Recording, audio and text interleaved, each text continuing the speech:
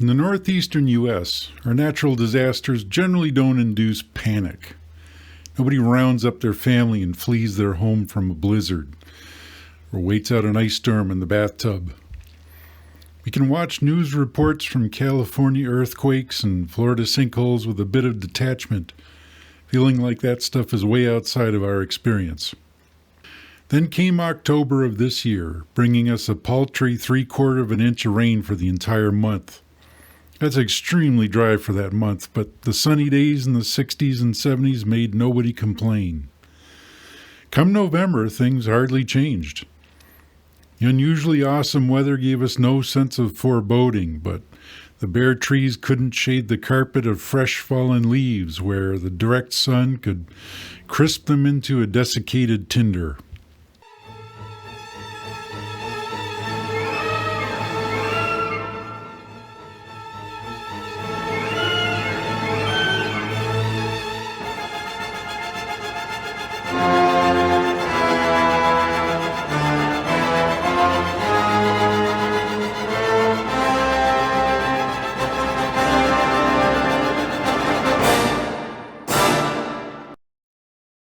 This fire happened on the Turkey Bridge State Forest in Steuben County, New York.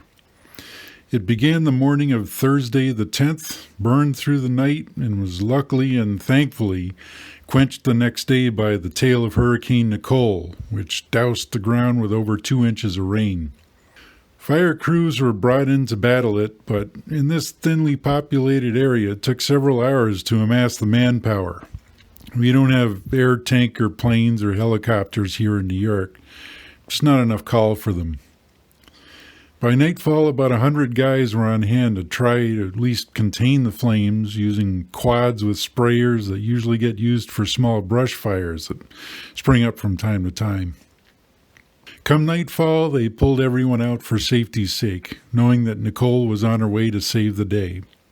Friday brought rain, Sunday brought snow, and on Monday I brought my camera. Now this is the first burned over area that I encountered on this trail, and the first thing that alerted me to it was the smell. It doesn't really look like it's burned over, but I could smell the charred leaves. The most impressive thing about the aftermath is how unimpressive things looked on the ground overall.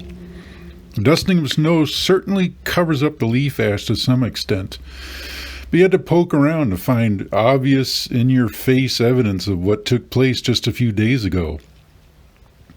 It certainly helped that all the trees were in winter dormancy. Out west, forest fires get out of hand when the flames get up into the crowns, making things really blow up. That isn't possible here. The fuel consisted primarily of leaves, which burn hot and fast and get quickly consumed. What wound up scorching the living trees was dead wood, mostly standing dead trees or limbs laying on the ground.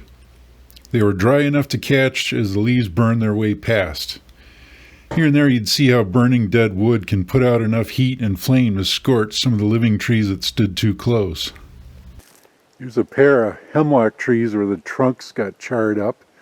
And it got charred because you see there's this dead tree lying right between them, and the dead tree caught fire. Kind of interesting how the fire will get inside of these hollow trunks and kind of burn their way up the middle of it.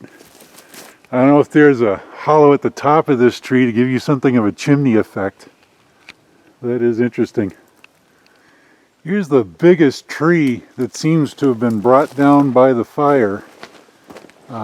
It's a red oak that's about 3 foot through. But like the other casualties, it was already hollow by the time the fire came. Fire got started on that bare, dry wood on the inside. Had a chimney effect.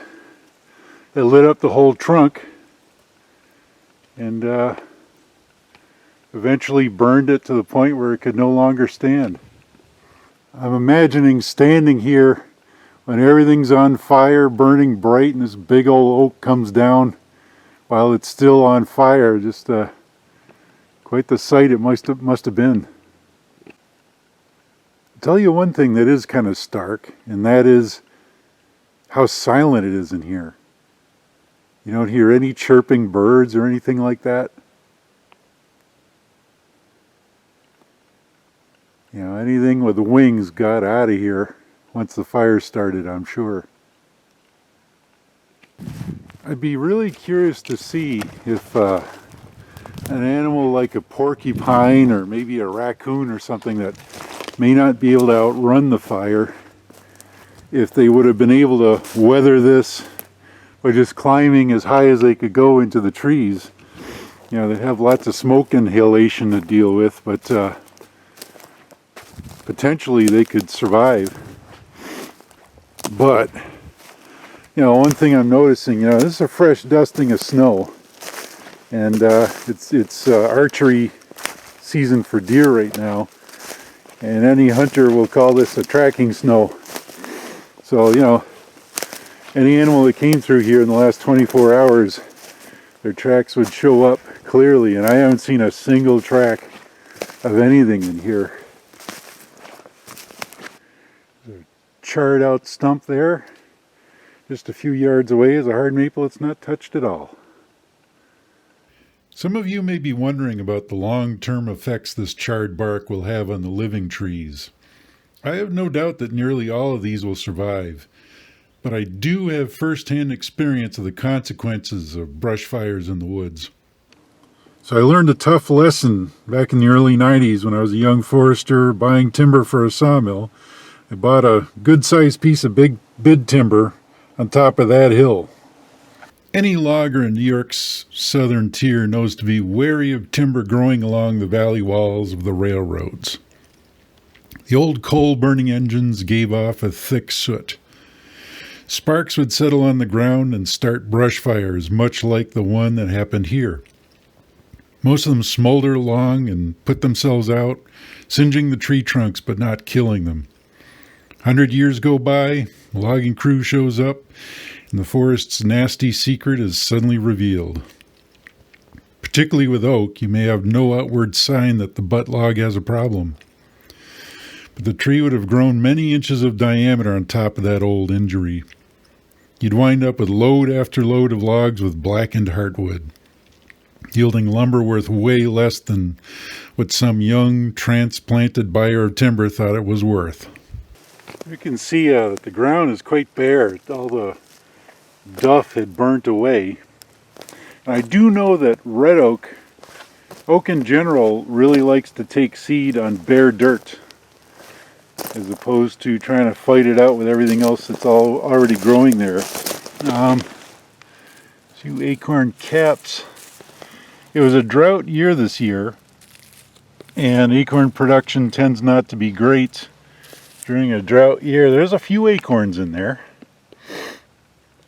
So that's an opportunity for oak to get started. When I had first planned to come through here, the idea that I had would be to show the damaged area and to come back next spring and see what has sprouted back from the ashes. It's just the overall damage is so minimal that I think by next summer you'd have a hard time telling that anything at all happened through here. Well, there's not much leaving this aspen standing. Check that out. This one's going to come down the next big wind we get. The funny thing about this forest fire is that it wouldn't have taken much for it to be way worse. Like, if it had happened on a windy day, it could have spread much faster, gotten way bigger, burned much hotter. But also, it wouldn't have taken much to have kept it from happening at all. You know, if that hurricane rain came 2 days sooner than it did, it would have suppressed anything like this from happening.